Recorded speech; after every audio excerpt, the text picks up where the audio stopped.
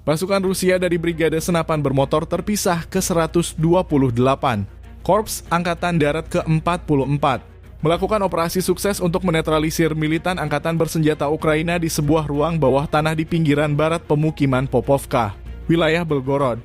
Dalam pertempuran singkat, 2 nasionalis Ukraina terbunuh setelah mencoba menggunakan ruang bawah tanah sebagai benteng.